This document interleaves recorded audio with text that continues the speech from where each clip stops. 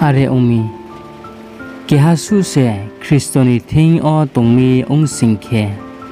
bungle bruk ta se ongha samle paye se thang pai ha naidik ta se sup phaye thang ha bozo tole Kristoni ding o bongbai chungno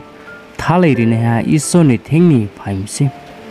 abo bungse chungno thalai rimoni samungno chungno beye re ha abo ke isor se Kristoni ding o purthi bino bongbai thalai riyo brauni phe mono chungkhlai yamani abo chungno thalai rimoni kaut maya phai riyese khebo aremi chungle Kristoni boye sajbarausi isor chini ding o sasaye tongmi chung Kristoni khe ongye nau no ma sajao isor bai thaye tongdi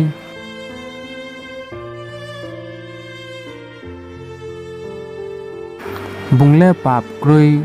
ong tongmo se chini boye sau no pap ni boye po cha be riyau ha abo bai chung isoni tumul thimano mai mai yau nai takhurao naidi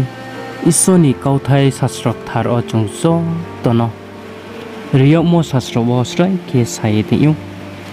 jebro Kristoni thingyo tongnele bruk ta song ha samle pai se tha naidi ta se suphai tha hin sai tong